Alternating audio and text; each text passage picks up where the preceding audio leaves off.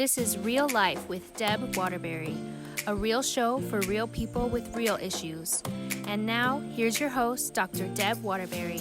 Hello there. Welcome to this episode of Real Life with Deb Waterbury. You are right now in the middle of our Women in Business series. We really thought it'd be a lot of fun to try to highlight some of the Christian women we know who are in business for themselves and talk about what led them into business and, what their walks with Christ and how sometimes, it's difficult. It's hard enough to go into business by yourself as a woman. But then try to stick all that in and remember who Jesus is in the middle of that. Absolutely. So yeah, we thought it was, I know how I do it, and I do it wrong a lot. So I just thought maybe it might be nice to talk to some women who have done different kinds of businesses, who are Christians, who can speak to that. So for today, I have with me Tina Arvizu. Hello. Hi, Tina. And so Tina owns and operates Beauty Collective. And so because you do so many different things in Beauty Collective, I'm going to let you speak to that here in just a minute. Okay. But in this is a business that you started on your own. Yes. Yes. Well, I'm going to let you just speak to when did you start it? What made you start this business? Okay. Oh, gosh. This was just a business in the making, I think, for years. I look back and see how God has just ordained my steps to lead to this business. I started in makeup artistry years and years ago. And that led me to loving skincare and then working as an esthetician for the last 15 years. Okay. And I love what I do. I actually fell into teaching. Yes. And so I was teaching for about 4 years. And what are you teaching exactly? Aesthetics. Aesthetics, okay. So I teach women who want to become estheticians. Very good. So, but in doing that, I loved it. I missed having my hands and working with my hands and working in the treatment room. Yes. So after about 4 years, I took a huge, talk about needing Jesus. I took a huge leap of faith because I had a stable income. Yes. I had 401k, benefits, everything. Oh, wow. And I just one Sunday woke up exhausted because I was starting to do treatments on the side. Okay. And I was like, this is not how God intended for us to live, to just be exhausted. I had children at home still. And I said, okay, Lord, it's either jump or not. And so I took a leap of faith and I quit. You quit the benefit 401k job. With 2 children. Boy, that is faith. Yes. So I took a leap of faith and I just went off on my own, and I already had some clientele to keep me stable. And I remember, though, being so terrified that I made the wrong decision.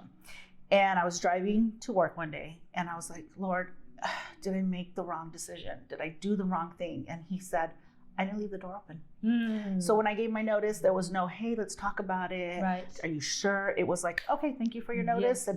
And that minute that he said that to me, I let go of any fear and just went forward with it. Well, that's so good, Tina, because, often we can think that if it doesn't work out right away, or we don't see how it's going to work out, that maybe I heard him wrong. What do you, besides just hearing that, what is it that gave you the confidence in what the Lord tells you to just keep going? Because I think that, most small businesses don't last because you don't see a result for a while anyway. Yes. And as a believer, we tend to do what you were talking about. Okay, I think I heard you wrong, God. I thought, and what I've learned is that you don't ever hear the Lord wrong when you step out in faith. He's going to bless anything you do if you do so in faith. Yeah. But what is it about, your relationship with Jesus that kind of gave you the impetus to be able to take that step and then stick to it? There'd be times when I'd be in church and I just would have visions of my business card, visions of having my own business. And a lot of times, either guest speakers or even the pastor would talk about stepping out in faith, having faith. And I had the confidence in my skill, and it was just, I've always been a woman of faith, always.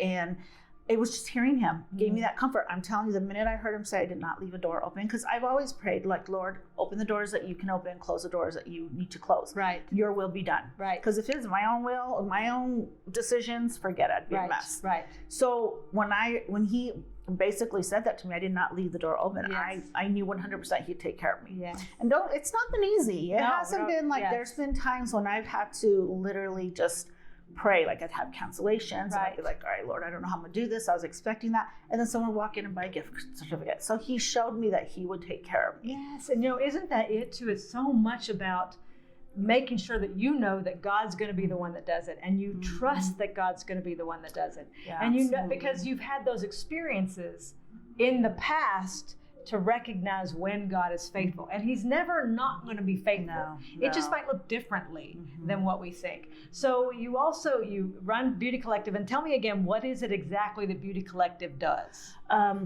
I like to say I'm kind of a unicorn as because I do everything. Okay. Skin is my passion. So I do everything from facials to dermaplaning, microneedling. I'm very blessed to work with a medical grade skincare line, CEO. And so anything that has to do with the skin, anti-aging is my specialty. Very good. I also do lashes. I also do lash lifts. I also do brows. I just got trained for ombre brows, so I'm going into that now. What is that? It's actually semi-permanent makeup for the brows, and it's Well, that's new. I don't know about that. yeah, it's great because you don't have ombre brows. I never heard of that before. versus microblading. So it's a different technique. Okay. Great for women who need more of a like shading, have less hair. And so I just got trained in that. Very so that's good. my next step. I also teach too. I teach lash extensions, anything that estheticians want to learn Yes. or need a refresher course in. I do Right. that as well. Yes. And so just kind of the name actually was given to me by my daughter, Beauty Collective. And for me, it just means that we all come together, Yes. whether it's something that you do and I do and just other women that I work with. I'm huge on empowering other estheticians and other women. So I feel like we all come together collectively, and that's beautiful. Yes. And that's what that means to me. Absolutely. Very So- good. so, So yeah. now, have you had a hard, nobody works for you, right? You work on your own. Yes, correct. Well, so have you had a harder time moving in your faith at different times during the business? I mean, can you remember a time where you just thought about, I'd say I'm giving up? Oh, just this past year. So I thought you were going to tell me like just yet last week. no. So, as we know, COVID happened. And actually, I was blessed during that time. I stepped out of my comfort zone and found a whole nother side of me that I ended up selling tons of skincare. And it was fun. And I got to be home with my girls and just stepped out of the box. When we were able to reopen, I was just as busy. It was great. I was just grateful. But then August 22nd, 2020, Bell's palsy. I came down with Bell's palsy. Right. Yes. So I had to close down for 7 months. But God is so good. Amen. Sister. So good. So I had to close. And that was hard for me. This is my baby, and I was doing well. And I had your business. Great clientele, and it was good income. But He knows what's ahead of us before we do. Doesn't He? I mean, I think that's so good you said that, because in business, we will often feel like this came out of nowhere, and now, God, what do I do? What you tell me what to do now? And it didn't come out of nowhere for Him. He knew this was going to happen to you. He knew He knows every stage of everything. I like to say that Holy Spirit has a timeline and a battle plan. He doesn't necessarily have to tell you either. And so you were able to then, at the end of the 7 months, open your business back up. I actually got called to go back to teaching. So for 9 months, I actually had income coming in from teaching, which I never even thought about going back to. Right. I, of course, thought, this is only gonna, last a couple weeks. I'll be back open again, and then another month passed by, But again, He knows what's ahead of us. That happened August 22nd, and August 30th, we lost my ex-husband in a car accident. Wow.